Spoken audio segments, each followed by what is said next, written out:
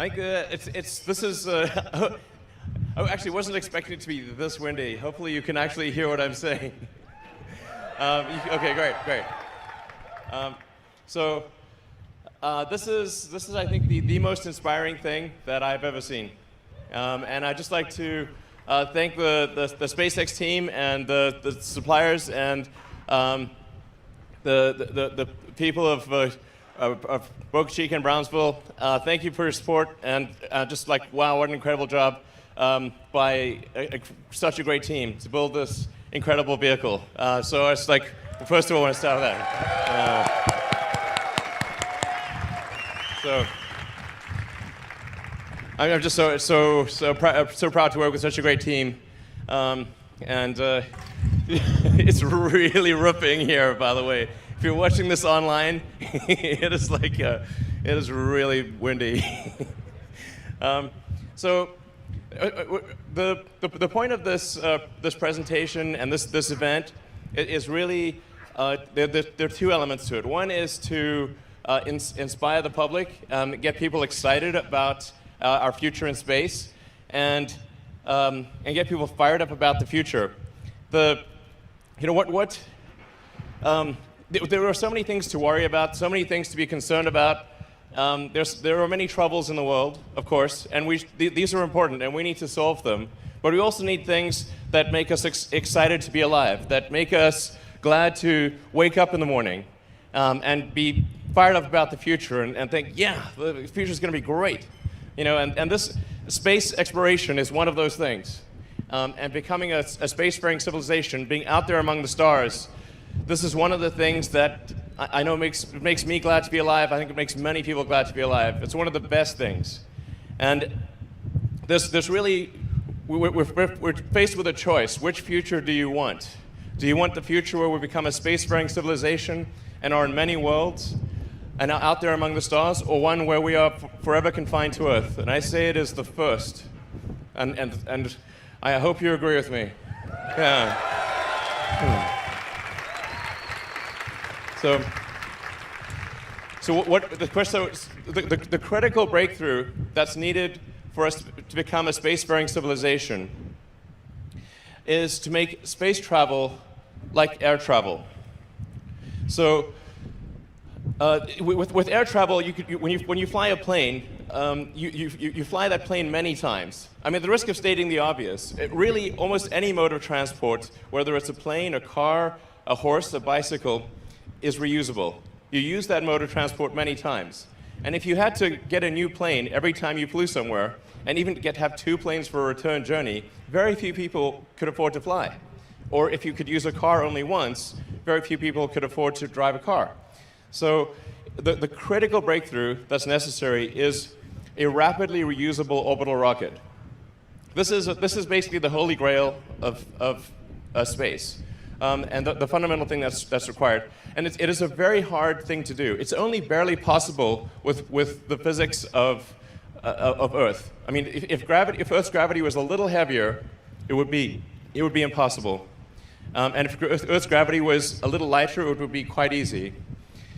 So we're really right on the cusp of what is physically possible. So in order to create a rapidly reusable rocket, and fully reusable orbital rocket, you have to have engines that have incredibly high specific impulse, that essentially are extremely efficient. You need to have a structure that is also incredibly mass efficient. And then that all needs to come back to the launch pad and be able to be refilled with propellant and flown again very quickly, just like an aircraft. So it's just because of the physics of Earth being quite a deep gravity well and having quite a thick atmosphere. This is a tough but not impossible thing. But it is the most fundamental thing. So with SpaceX, we started out 17 years ago, and the first rocket we designed was the Falcon 1, which was that guy right there. 3, 2, yeah. 1. Liftoff.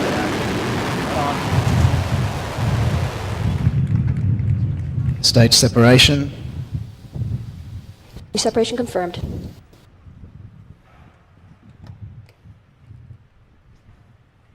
So Falcon 1, we thought, yeah, good old Falcon 1. I mean, we started off, we were very naive. In fact, the reason, I should say, the reason it's September 28th was September, this is the 11th anniversary of the first time SpaceX reached orbit. So 11 years ago today, SpaceX made orbit for the first time.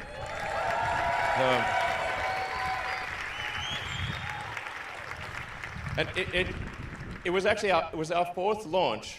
And if that launch had not succeeded, SpaceX, that would have been the end of SpaceX. That was all. I'd run out of money.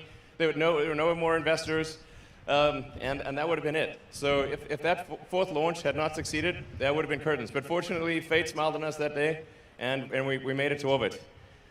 And I have great respect for anyone who makes it to orbit. That was a hard thing. And then. We were very naive, obviously very naive on many levels back then, because we did actually try to recover the first stage. So the first stage had a parachute on it, and we thought, okay, we'll just pop the parachute when it comes back into the atmosphere, and then it'll land somewhere in the ocean. We'll go fish it out of the ocean with a boat. This does not work. So, and I actually remember getting mad at the parachute supplier. I'm like, yeah, your parachute didn't work. I'm like, no, it wasn't their fault.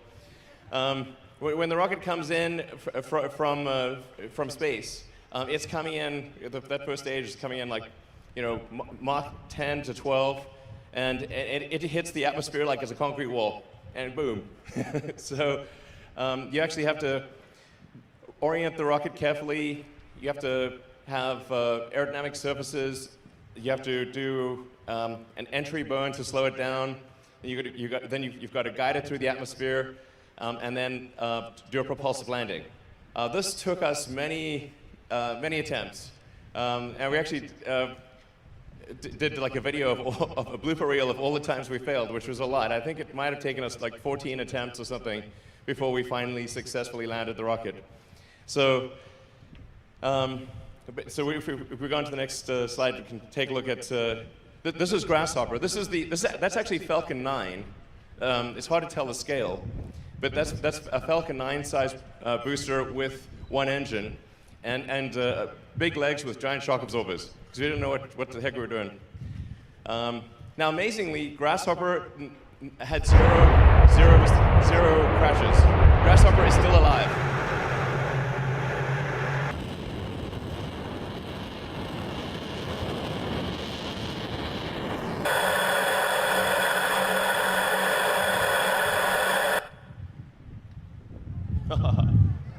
The cows are confused.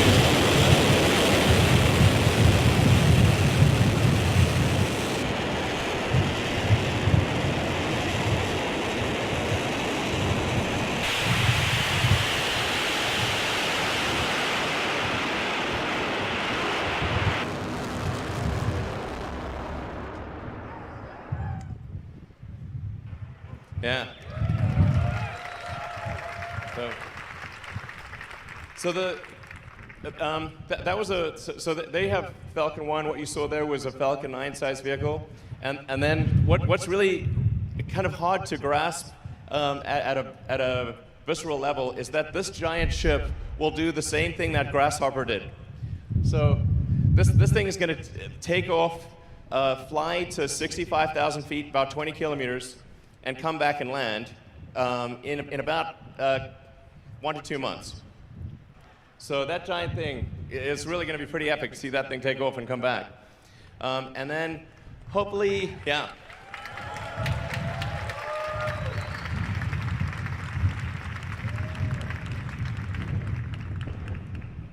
Yeah, it's wild. So now this is a quite radical. I'll talk about it later in the presentation. This is a quite a new approach to controlling a rocket. Much more akin to a skydiver than a plane. But I'll talk about that later. So going from Falcon 1 to Falcon 9 to Falcon Heavy, which we launched. Actually, the first launch of Falcon Heavy was only February of last year. So it's only been about a year and a half since the first Falcon Heavy launch, when we did 2 side-by-side booster landings. And I always like this video that was done by my friend Jonah.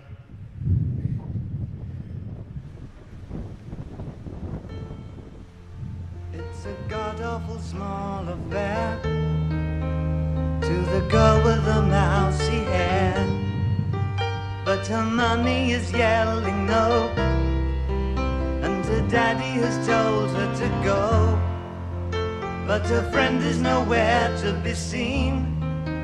Now she walks through her sunken dream to the seat with the clearest view, and she's hooked to the silver screen. But the film is a sad thing for she's lived it 10 times or more. She could spit in the eyes of fools if they ask her to focus on sailors fighting in the dance hall. Oh man, look at those gay men go.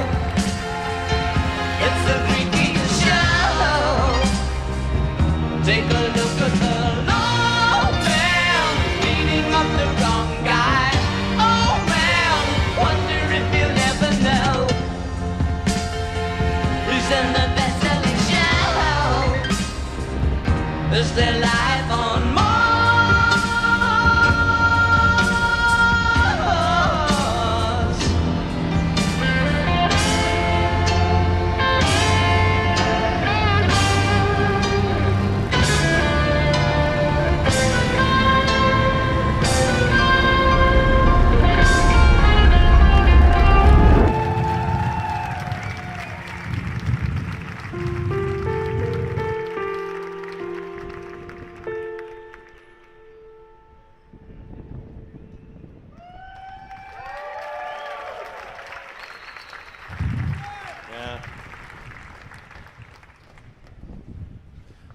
Yeah, I never thought that would happen, actually.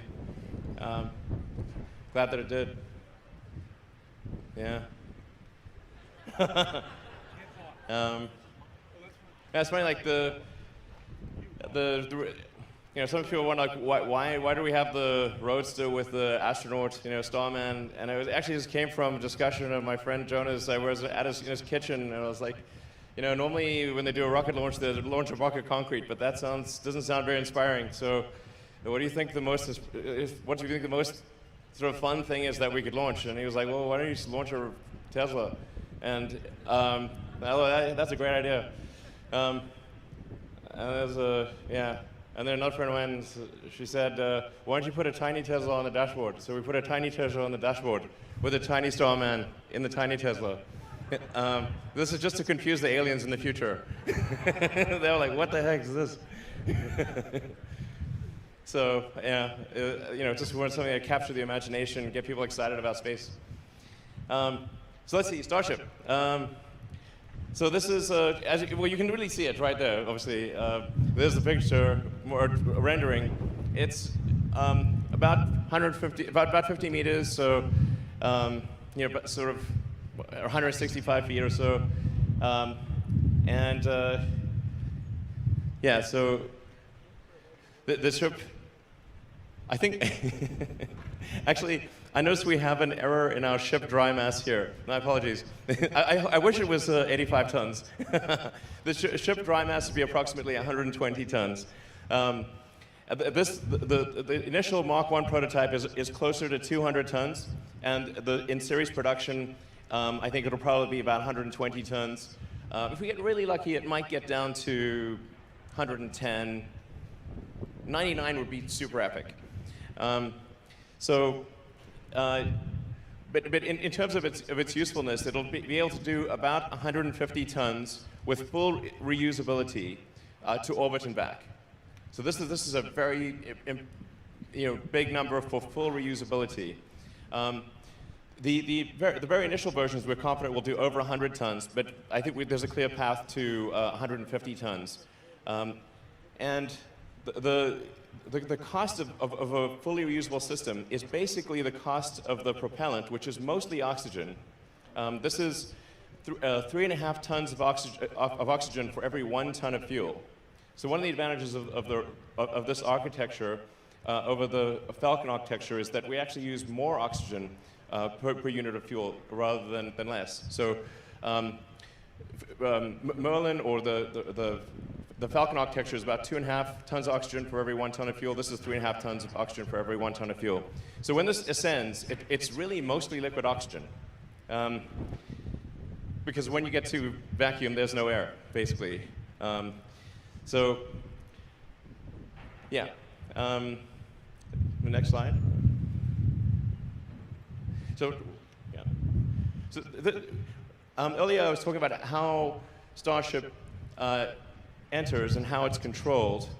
It's really it's quite different from anything else. It's really falling, and so we're doing a controlled fall.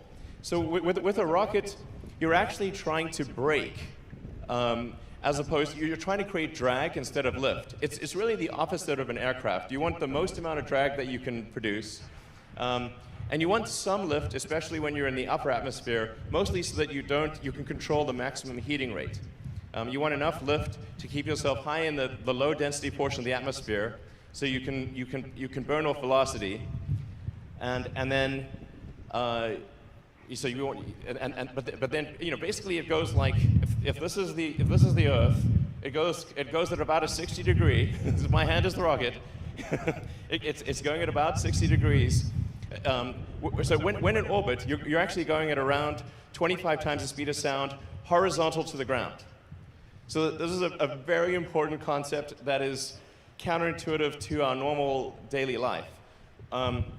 Being in orbit, being in 0G, is not about altitude. It's about velocity. How fast are you going horizontally? This doesn't.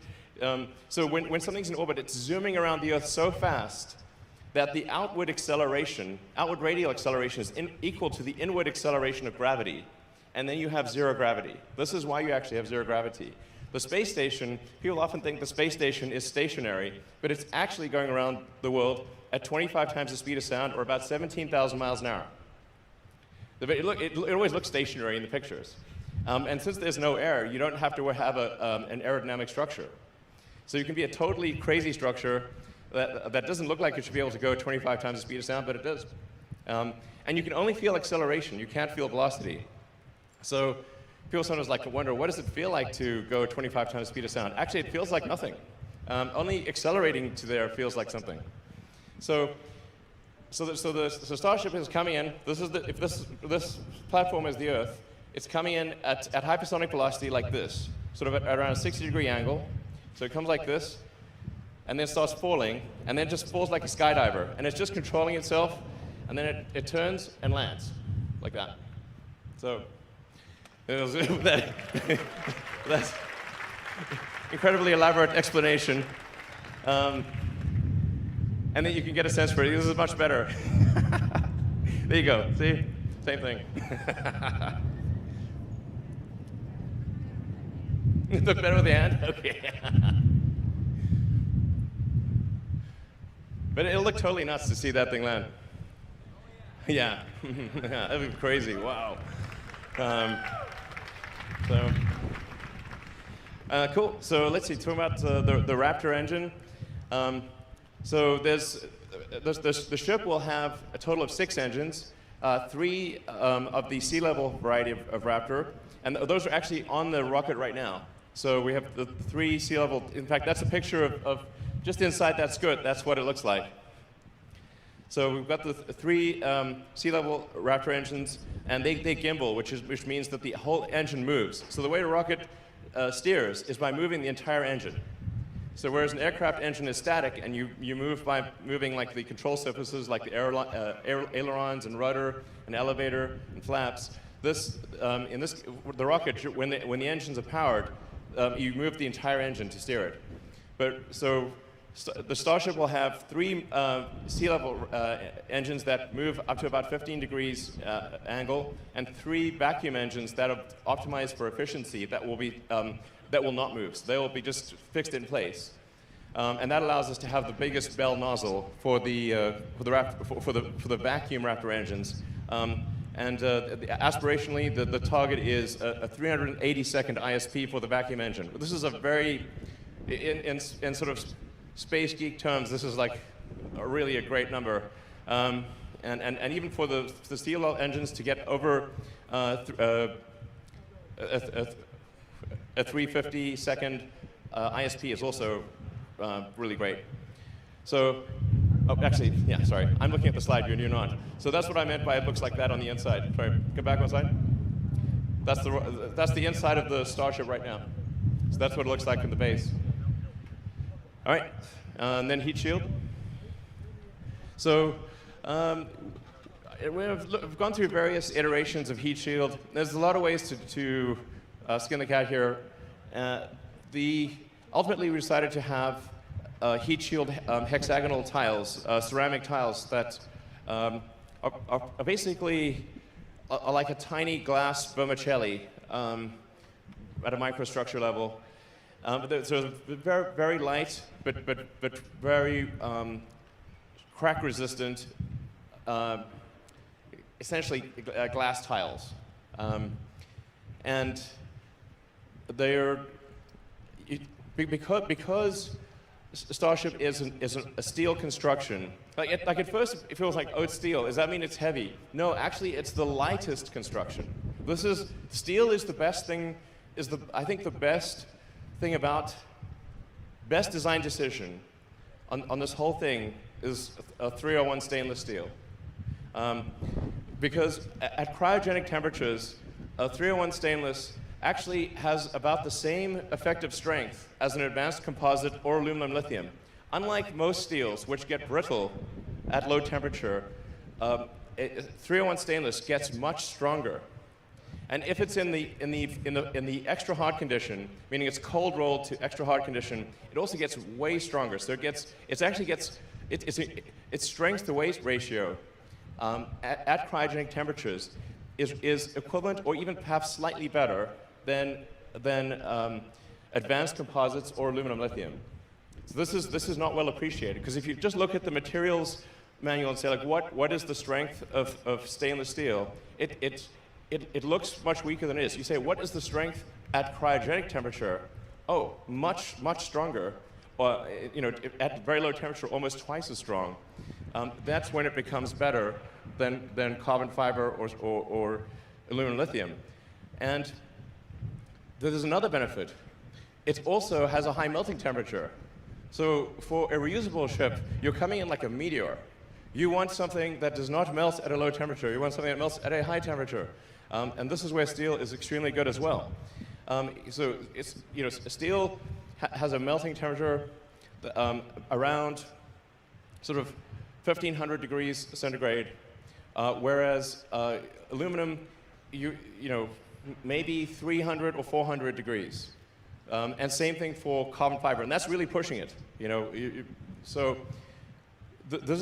Having that much higher melting temperature means that you don't need any shielding on the leeward side of the ship when it comes in for entry.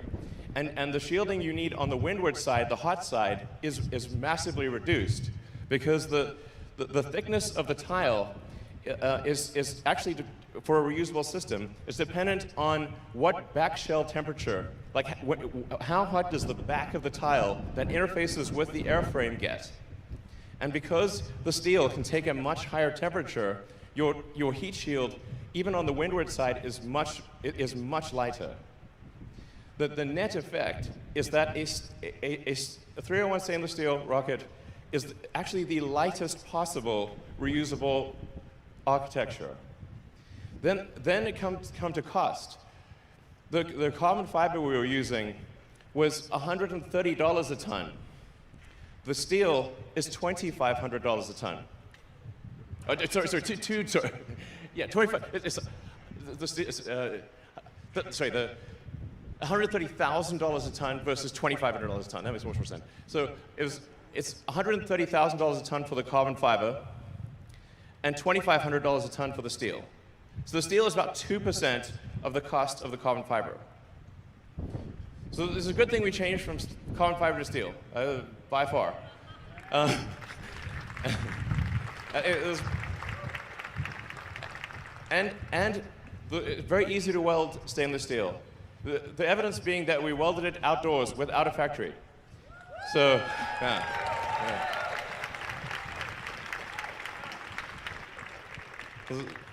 Great skills by the team, but with carbon fiber this is impossible. With aluminum lithium, also impossible. But steel is easy to weld, and it is resilient to the elements.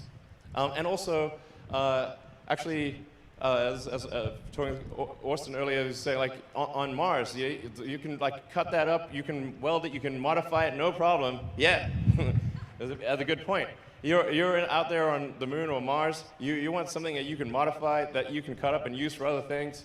That's like for sure a great thing. So anyway, steel. Obviously, I'm in love with steel. It's, it's time. I had to say it. So great. So let's see. Going on to the booster.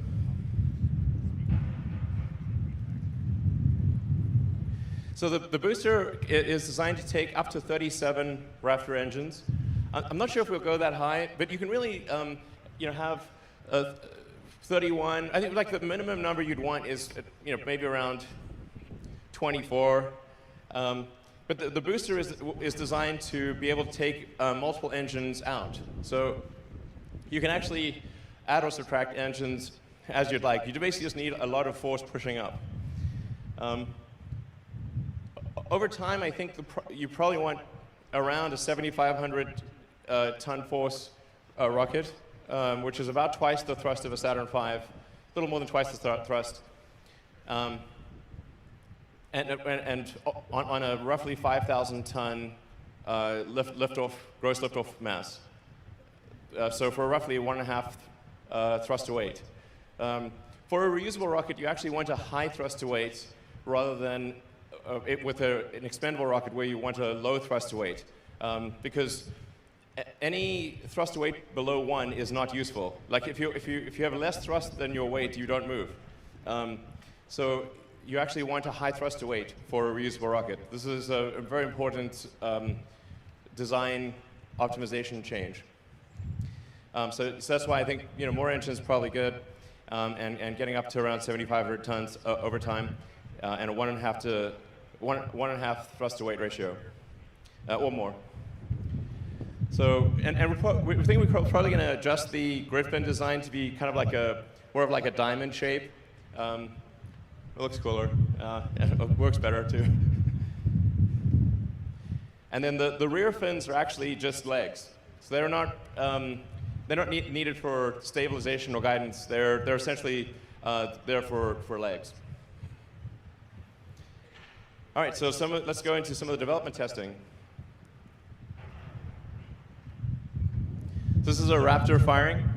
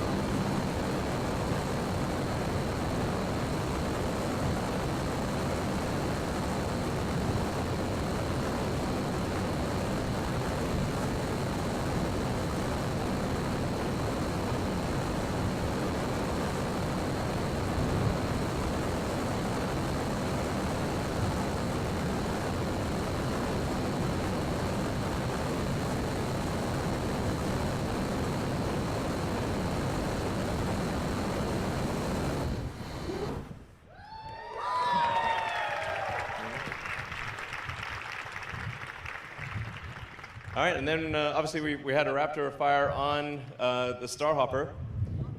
Yeah. And it's kind of hard to appreciate scale, but it's the same diameter as Starship, and obviously it's just right over there. So it's kind of hard to tell if it's the size of a trash can or how big it is. But it's about the body diameter is about 9 meters or 30 feet, not including the leg span.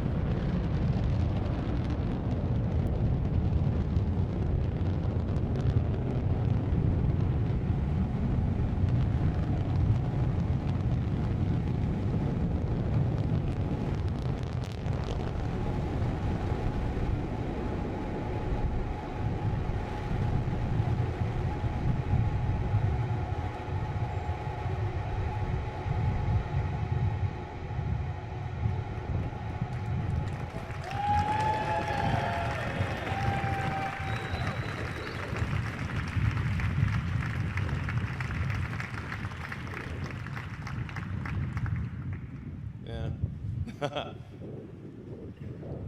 this gives you a sense of size. So the little pixels there, little pixels are a human. And then there's the Hopper next to it, the Millennium Falcon for comparison. Then Starship, which is what you see before you. And then that's what it will look like with the full stack, which is almost 2.5 times as tall as this vehicle.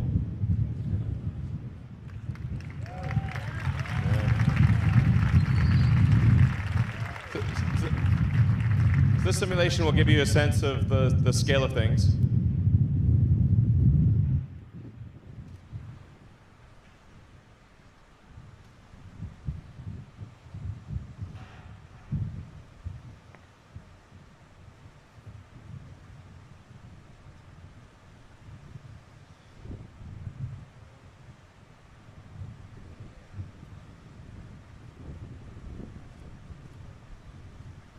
It slightly reminds me of the scene from Spaceballs.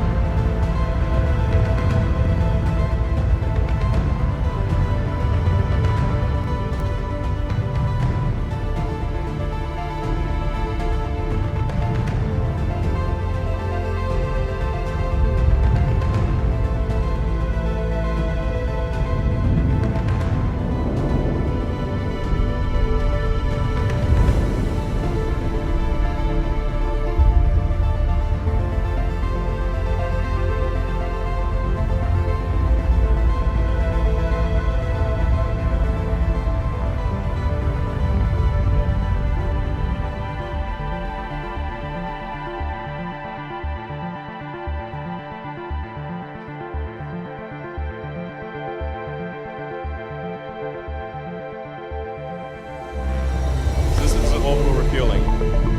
Orbital refueling is extremely important for getting to Mars and getting to the Moon. Or establishing a city, to establish a city or on the Moon or Mars. This is a vital step.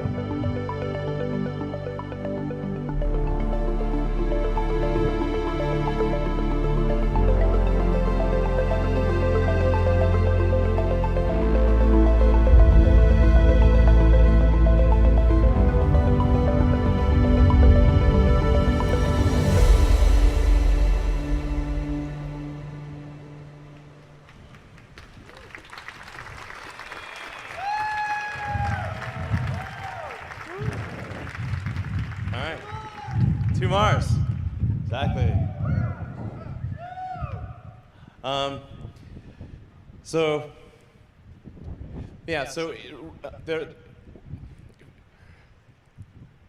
A rapidly reusable orbital launcher or rocket is, it says a rapidly reusable rocket is required for alliteration. For getting a breakthrough in cost of access to space, so that you don't throw the rockets away every flight. But another key step is refilling on orbit, so that the Starship can get to orbit with, let's say, 150 tons of payload for the Moon or Mars or beyond.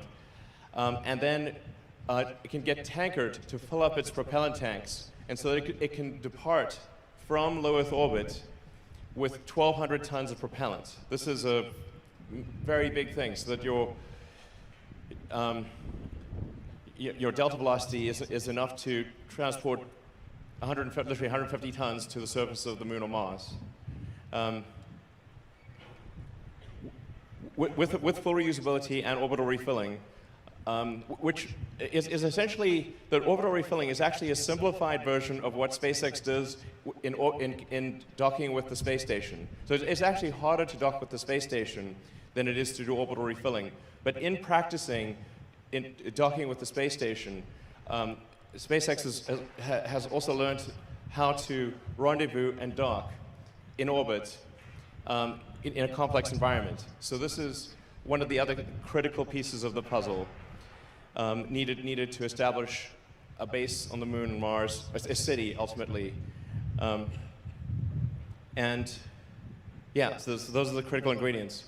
So we think it would be very exciting to have a base on the moon, even if it's just a science base. That, you know, we have, for example, we have a base at Antarctica. Many countries have bases in Antarctica for science research, and this would be an incredible area of research. So whether or not people want to live on the moon, there's definitely a lot of science to be done. I think this is close as well. So that would be quite exciting to do. And then, of course, we can go to other places in the solar system, like Saturn. But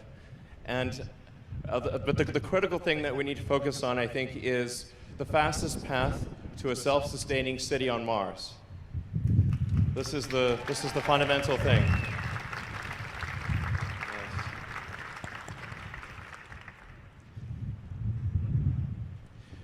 You know, as far as we know, we're the only consciousness or the only life that's out there. There might be other life, but we've seen no signs of it. You know, people often ask me, what do you know about the aliens and that? You know, I'm like, man, I tell you, I'm pretty sure I'd know. You know, if there were aliens, I've not seen any sign of aliens. So they're like, well, is the military hiding aliens in Area 51 or something? You know, that's a popular meme. Well, let me tell you, the fastest way to increase defense funding would be to bring out, like, hey, we found an alien. People are like, more money for defense, definitely. This is guaranteed. That would be like on display in 2 seconds. So, the reality is, as far as we know, this is the only place, at least in this part of the galaxy or in the Milky Way, where there is consciousness. And it's taken a long time for us to get to this point. You know, according to the geological records, Earth's been around for about 4.5 billion years, although it was mostly molten magma for about 500 million years. So, but still, several billion years with at least bacterial life and multicellular life for several hundred million years. But here's the interesting part, like the sun is gradually getting hotter and bigger.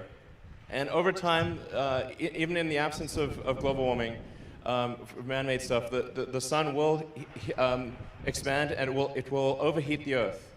My guess is probably, this is on human timescales, this is a long time, but there's only, you know, several hundred million years left. That's all we got, okay, several hundred million years. But thought of from an evolutionary standpoint, basically, if it took an extra 10% longer for conscious life to evolve on Earth, it wouldn't evolve at all, because it would have been incinerated by the sun. So what I'm saying is that it appears that consciousness is a very rare and precious thing, and we should take whatever steps we can to preserve the light of consciousness. And the window has been open. Only now, after 4.5 billion years, is that window open. That's a long time to wait, and it might not stay open for long. I'm pretty optimistic by nature, but there's some chance that window will not be open for long. And I think we should become a multi-planet civilization while that window is open. And if we do, I think the probable outcome for Earth is even better, because then, you know, Mars could help Earth one day. You know, and so I think we should really do our very best to become a multi-planet species and to extend consciousness beyond Earth, and we should do it now. Thank you. Thank you.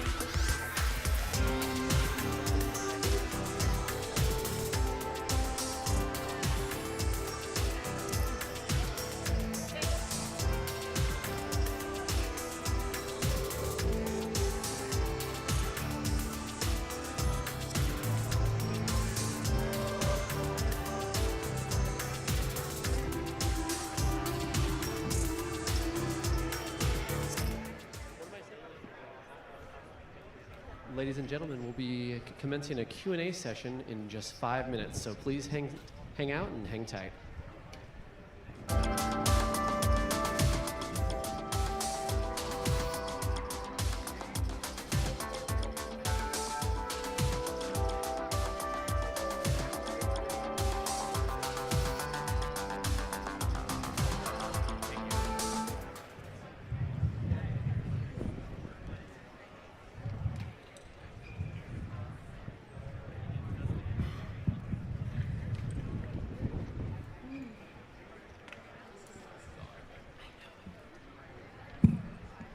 Once again, ladies and gentlemen, please sit tight. We're going to be doing a Q&A session with Elon in just 5 minutes. Please stick around.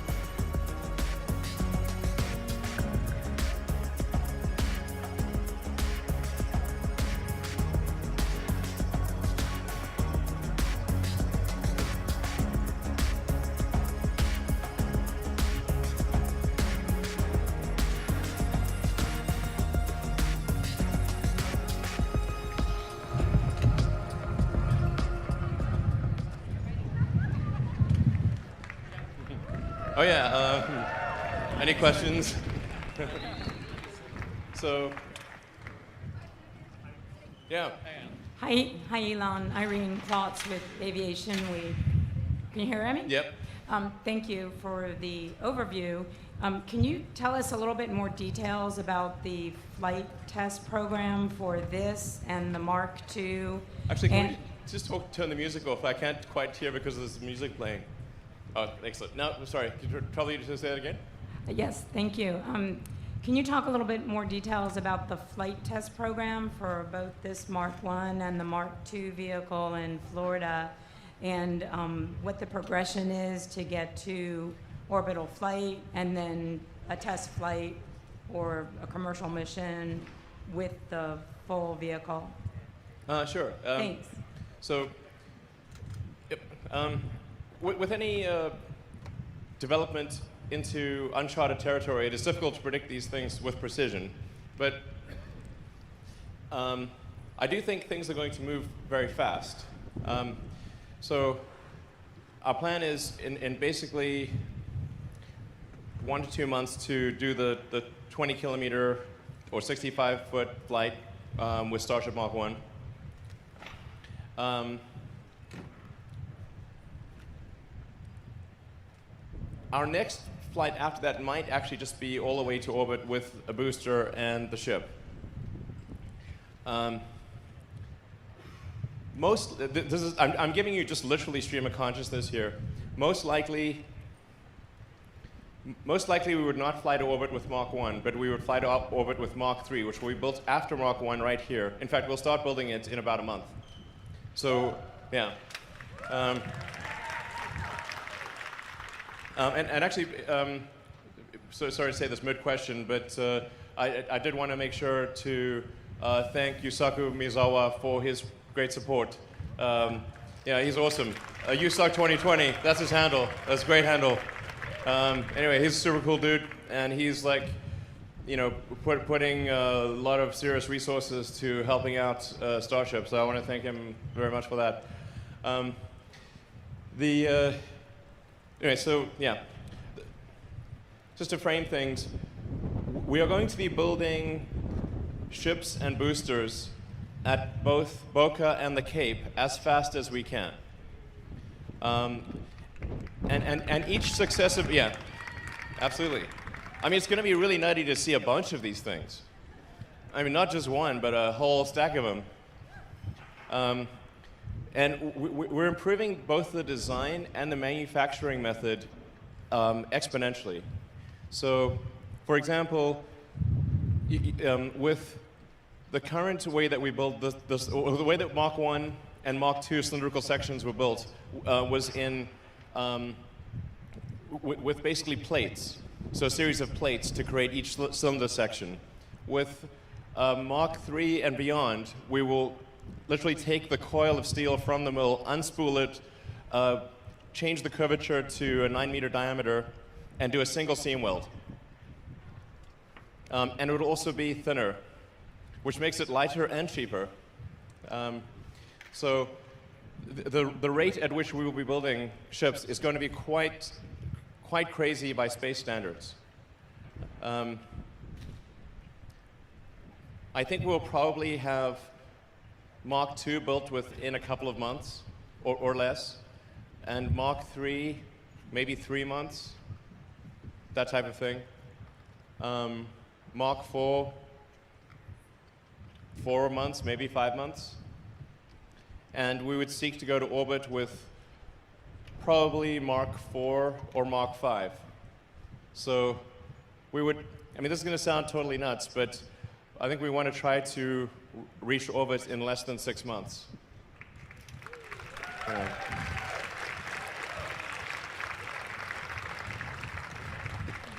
mean, provided the rate of design improvement and manufacturing improvement continues to be exponential, I think that is, you know, accurate to within a few months. Yeah. Hi, Elon. My name is Steve Clark. I'm with the Brownsville Herald. Back in September 2014 at the groundbreaking, you said that the first crewed interplanetary mission could possibly leave Yes. Can you hear me? Could possibly leave from Boca Chica. Do you think that's still the case? Yes, that is, I think, definitely possible that the first crewed mission on Starship could leave from Boca. We actually are internally competing the Cape and Boca. So I think both places will, to the best of my knowledge, both places will launch crewed missions. So I think it is extremely likely that we will launch crewed missions from Boca, and there is at least a 50% chance that it is the first mission. Yeah. Thank you very much. Hey Elon, Tim Dodd, the Everyday Astronaut. Hey, How are you? How's it going? Good. Yeah, Good. You have great questions online. Thanks, you have Yeah. great answers. Yeah, welcome. So that belly flop to tail down maneuver, I Yeah. mean, that's something to see. Is that first one, this one right here, 20 kilometers, is it going to come in that hot and do that flip that fast Yeah. right here, or is it going to be out on the drone ship? Like, that's No, crazy. it's basically right where Hopper took off. Yeah. That's basically where it's going to take off. Within, very close to where it's just right over there. So yeah, that maneuver that you saw, it will execute now. When we get to, I think maybe Mark 3, certainly Mark 4, I think probably that will be a good time to transition to hot gas thrusters from cold gas thrusters. So using essentially compressed nitrogen gas as the cold gas thruster is a pretty low ISP, sort of 60, 70 if you're very lucky, but closer to 60. With methox thruster, you can get, without really even trying hard, 300 ISP. Even if you just film cool the walls, without even regen cooling. If you regen cool it, 350, no problem, 360 even. So you're talking about something that's then 5 or 6 times the mass efficiency of the nitrogen thrusters that are on Mach 1. And if you have thrusters of that efficiency, then we don't need to use the Raptors to correct the horizontal velocity. Because right now it's actually, when the Raptors fire, the Raptors kick it over, but they actually accelerate the vehicle in the wrong direction. Then they have to overcorrect and then come back. Whereas if you have strong enough thrusters, you can just, using the onboard maneuvering thrusters without lighting the main engines, you can just go kick it hard, light the engine, land. That'd be, that's better. Yeah. And then are those pressure fed then, those metalox? Yeah. Those would be just pressure fed, high pressure gas methox, and so you have a high pressure CH4 bottle, high pressure O2 bottle. And then the great thing is like those they don't care what attitude you're at. You can be at any attitude, any G's, any attitude, it'll still fire. Yeah. Awesome. Yeah. Thank you. Yeah. Hi, Elon. I'm Tim Fernholz from Quartz. Thanks so much for taking the time. You're welcome. 2 questions, if I may. One, just technical, following up on the presentation. To do useful stuff in orbit, you're going to need the booster as well as the Starship, right? Yes. Starship cannot get to Earth orbit without the booster. But anywhere except Earth, pretty much. Well, not counting Venus. But like the Mars or the Moon, the ship, provided you have a propellant plant on Mars or Moon, the ship can easily get a single stage from the surface of the Moon all the way to the surface of Earth without a booster. So that shows you how deep, like Earth has a deep gravity well and a thick atmosphere. But definitely cannot, if we really went crazy light, you could probably do single stage to orbit non-reusable with the ship. But that would be pointless. Elon, I just wanted to ask, NASA Administrator Jim Bridenstine had a tweet last night about this presentation, concerned, I guess, about enthusiasm for SpaceX's various programs. I'm just curious if you have any comment or response to that.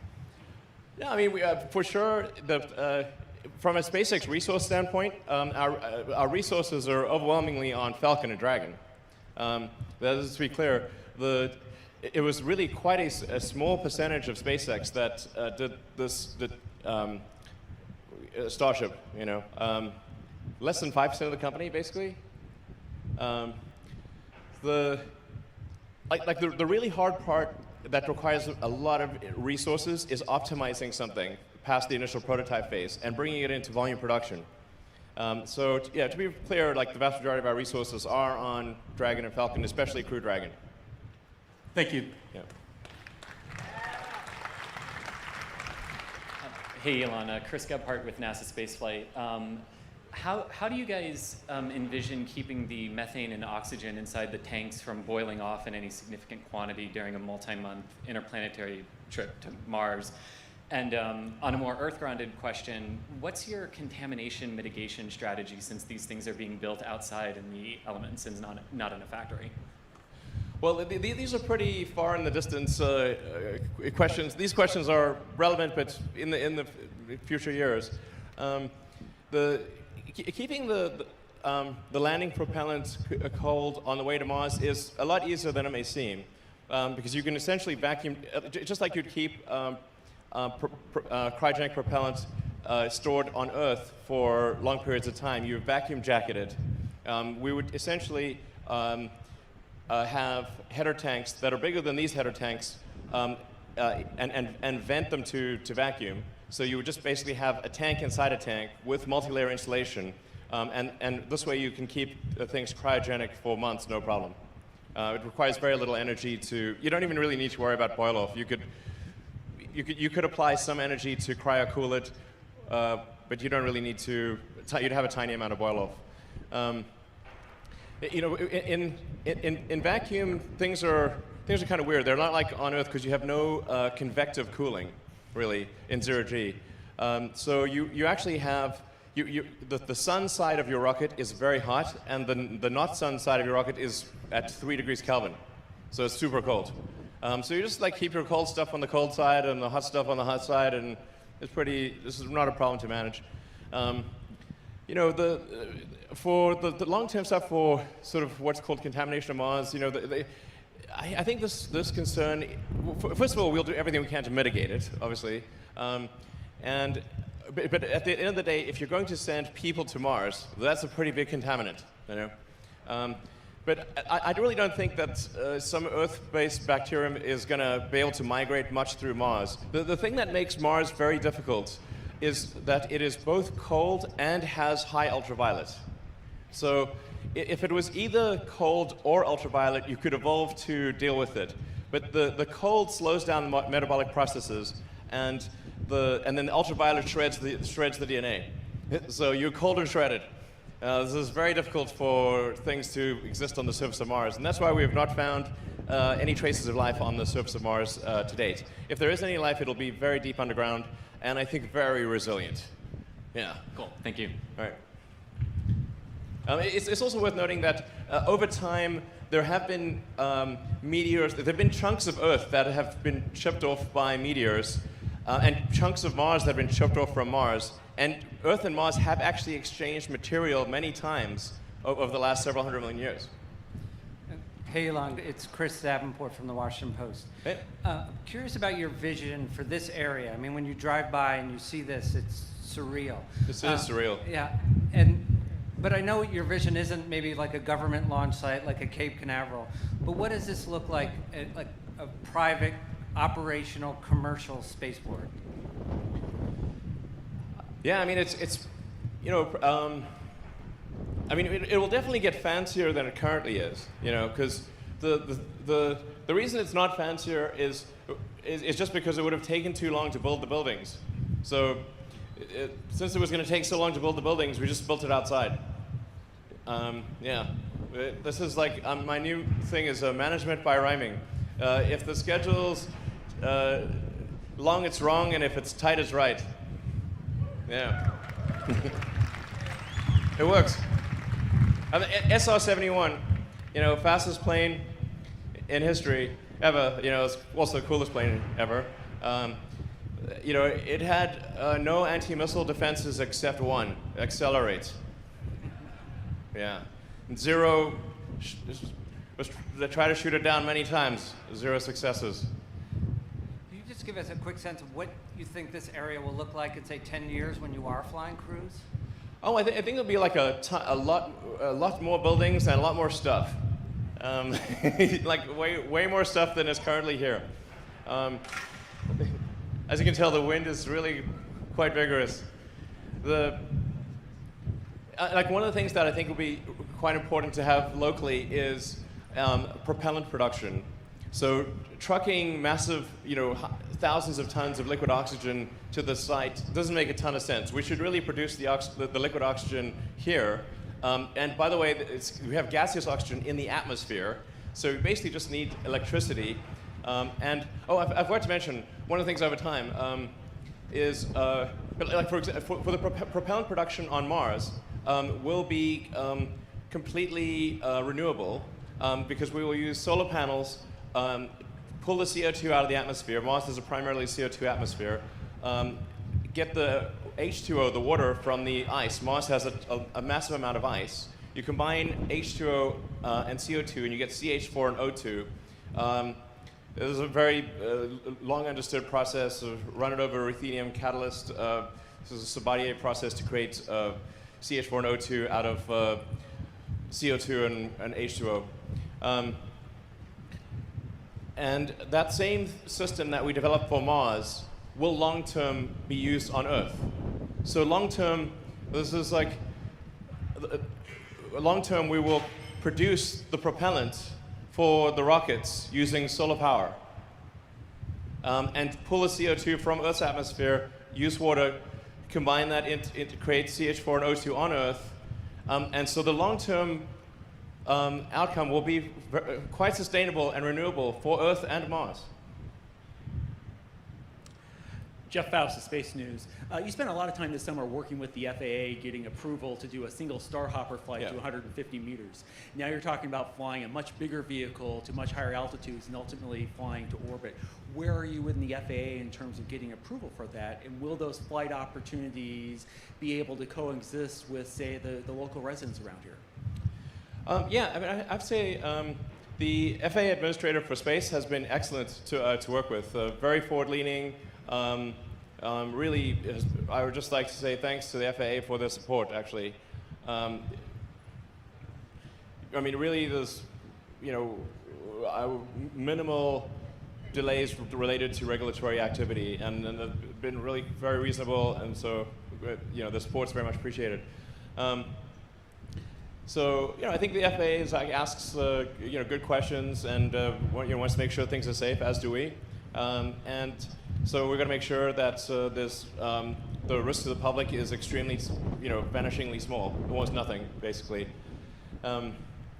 So, it's the same sort of thing that we've had that we deal with on Falcon 9 and Dragon, and has gone very well, for the 17 years that SpaceX has been around. So I feel pretty optimistic about things. I don't see any fundamental obstacles.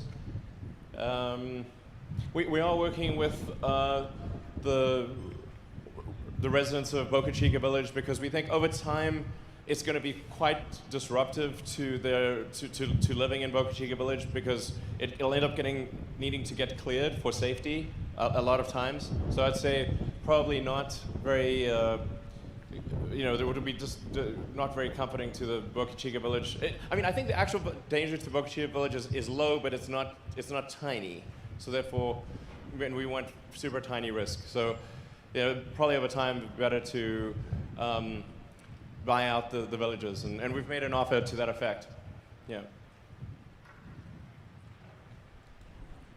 Thank you, Elon. It's Tarek Malik from Space.com. And I was curious, with the design update here, if 100-person crew size for base flights is still kind of the target now, and how the life support... Sorry, could you talk a bit louder? The wind is like howling in my ear, unfortunately. Sure. Yes, with the design update here, I'm curious if the 100-person crew size target is still the main target for base crew flights, and how the life support system for that is being developed for both the initial test flights and then maybe for Mr. Miyazawa's flight too in upcoming years. Thank you. Yeah, I think it's really, I think you could still do 100 people. Like the pressurized volume on Starship is around 1,000 cubic meters. So if you had 100 people, you'd have 10 cubic meters per person, which is, you know, especially in like a 0G situation, that's actually quite a lot of room. Unlike a 1G situation, you only get to use one surface, really, live on one surface in a 1G situation, but in a 0G situation, you can live on 6 surfaces. You know, you can like all 6 sides of a cube. So things are way roomier than they may seem. And by the way, 1,000 cubic meters, I think, is close to what the space station pressurized volume is. So you know, Starship is like basically like launching space station pressurized volume on every flight. This is quite a lot. We can make it bigger if as needed, you know. Yeah. Hi, Elon. Stephen Clark from Spaceflight Now. Thanks for taking our questions. We see the Starship prototype here, Mark 1. You talked a little bit about how you're going to build the super heavy vehicle. Can you update us a little bit more detail about how that development is going, where exactly it'll be built, and when we might see it on a test stand or on a pad? Sure. Yeah. Good question. So the priority is to build at least 2 Starships at each site, at Boca and the Cape, and then start building the booster. So we'll complete, you know, Mach 1 through 4 before doing Mach 1 of the booster, and then we'll do, you know, Mach 1 and Mach 2 of the boosters at the Cape and Boca. The main constraint on launching the booster is engines, because obviously the booster has a lot of engines. So spooling up the Raptor production rate is extremely important to, vital, obviously, essential to completing the booster. Doing the tanks and the legs and, say, the grid fins, that is not a constraint. Like that we can get done fast. But we need, I think we'd want to have at least probably 24 engines, but I think really at least 31 engines to launch. So you add that up, you've got a lot of engines there. You know, we need to, for four Starships, we need to. Well, these just have 3. Mach 1 and 2 just have three Raptor engines. Mach 3 and 4 will have 6. So you add them. This looks like a lot of engines, basically, including development engines. From now through orbit, we probably need 100 Raptor engines. And our production rates right now is maybe one every sort of 8 to 10 days. But it should be one every couple of days in a few months. And then our target is to get to a Raptor engine every day by Q1 next year, or sooner. And if I may, when will we see people flying on this vehicle into space? Well, I think we could potentially see people fly next year. You know, if we get to orbit in about 6 months, then and we have remember it's designed to be a reusable rocket, so a reusable booster, reusable ship, so we can do many flights to prove out the reliability very quickly. So whereas with an expendable vehicle, you have to build, if you want to do 10 flights, let's say, to prove out the viability of an expendable vehicle, you need to build and destroy 10 vehicles. Whereas we can do 10 flights, you know, within basically 10 days. So when I say rapid reusability, I mean, you know, you could fly it, you could fly the booster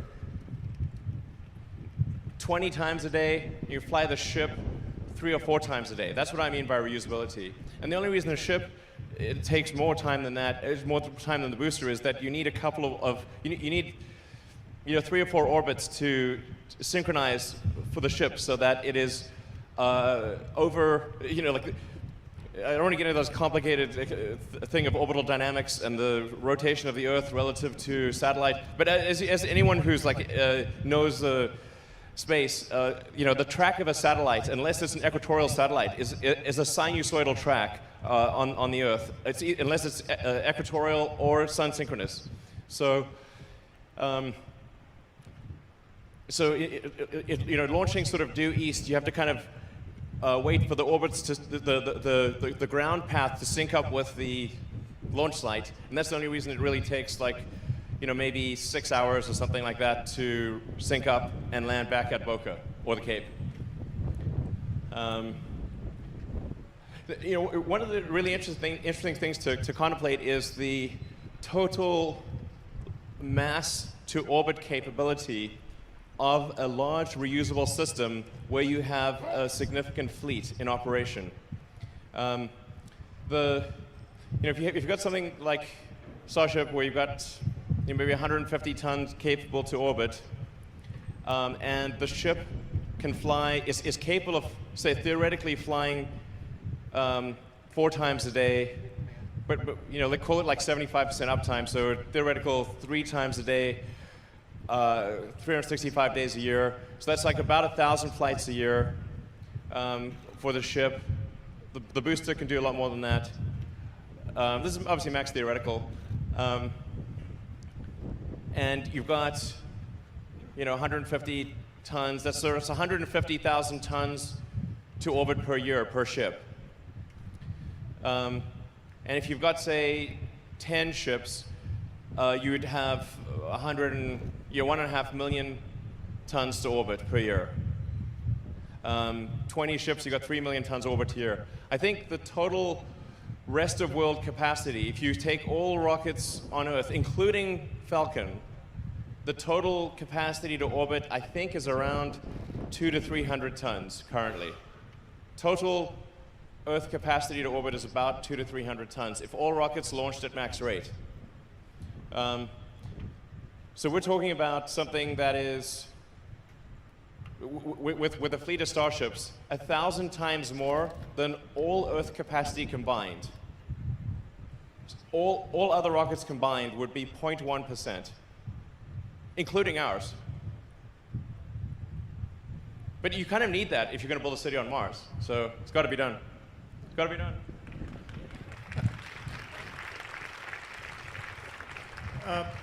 Elon, hi, it's Bill Harwood with CBS News. I just wanted to follow up on an earlier question about life support systems, because that's not trivial, and obviously you're building a very sophisticated piece of hardware. Are you thinking about closed loop regenerative systems? Are you thinking about developing these in-house, or are you looking at designs that already exist on space station, for example? And what are you shooting for initially? I know you're not going to be launching 100 people on your first flight, but what sort of a crew complement can we expect on those initial test flights, and how sophisticated does that life support system need to be? Thanks. Yeah, I think for sure you'd want to have a regenerative life support system. So that just means you're recycling everything. That's for sure important if you're on a several months journey to Mars and then you're on the surface for 18 months. Regenerative is a kind of a necessity. So I don't think it's actually super hard to do that. Relative to the spacecraft itself, the life support system is pretty straightforward. Yeah, you just got to take it's pretty straightforward. You got to take out the water vapor and the CO2, convert that back to O2. It's not super hard. The early flights of Starship would not have any people on board. It would just be in automatic mode. It would only be later flights that would have people on board. So I think even the first flights to Mars, we would send at least a couple of ships, have them just land automatically before sending people. Yeah. Take about 2 more questions. Hi, Elon. Eric Berger with Ars Technica. I would just argue the X-15 was the coolest plane of all time. And my question, I guess, is, we're not really used to seeing hardware built in less than a year.